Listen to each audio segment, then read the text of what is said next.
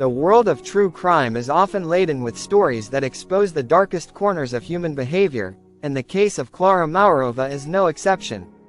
This chilling narrative encompasses elements of psychological manipulation, extreme familial dysfunction, and a shocking crime that shook the Czech Republic in the early 2000s. In this post, we will delve into the contributions that led up to the tragedy, the events surrounding it, and its aftermath, highlighting the complexities of a case that prompts deep questions about morality, loyalty, and the conditions that lead individuals to commit unspeakable acts. Klara Mauerova was born in 1971 in the Czech Republic, then a part of Czechoslovakia. A product of a turbulent family environment, she grew up facing challenges that would later contribute to her tumultuous journey as an adult.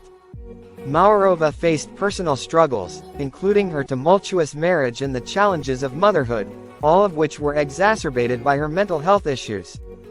By the early 2000s, Klara was a single mother raising her two sons, who she had from a previous relationship. At the time, she was living under the influence of her brother, who was described as having a powerful and manipulative personality. It was this manipulative relationship that began to shape Klara's actions and choices in a way that would ultimately lead to a horrifying crime. The case began to take a dark turn in 2007 when Klara, feeling extreme psychological pressure from her brother, allegedly became embroiled in a catastrophic decision that would forever alter the lives of her children and herself. In a fit of misguided loyalty and under manipulative influence, Klara and her brother set into motion a scheme that involved the horrific torture of her two sons. The grim details are difficult to comprehend. Klara and her brother systematically abused the children, subjecting them to physical and psychological torment. Reports indicate that the boys were deprived of food, forced to endure grotesque punishments, and subjected to horrific acts of violence. They were kept in isolation, both physically and emotionally, creating a toxic environment that could only lead to tragedy. The abuse lasted for several months, with neighbors oblivious to the horrors taking place within the walls of Klara's home. It wasn't until a neighbor heard the children's pleas for help that the authorities were alerted, triggering a police investigation that would unravel the shocking truth of the Mauerova family dynamics. When investigators arrived at Klara's home, they were met with a scene that would haunt them for years to come. The children were discovered in a physically weakened state, displaying signs of malnutrition and trauma. The police quickly began to piece together the story of abuse, focusing on Klara and her brother's role in the ongoing torment. As the investigation unfolded, it was revealed that Klara had been significantly influenced by her brother's toxic behavior. He often instigated the abuse, creating an environment of fear and uncertainty for Klara, who felt compelled to follow his instructions. This manipulation became a focal point in the case, allowing the court to consider the mental and emotional strain that contributed to Klara's actions. In 2008, Klara and her brother were arrested and charged with multiple counts of abuse and torture. The case quickly gained national attention, drawing interest from the media and the public alike. People struggled to comprehend how a mother could inflict such suffering upon her own children, leading to widespread discussions about the pressures of familial loyalty and mental health issues. Klara Mauerova's trial ultimately ignited a fierce debate within society regarding parental responsibility, mental health, and the role of social services in preventing such tragedies.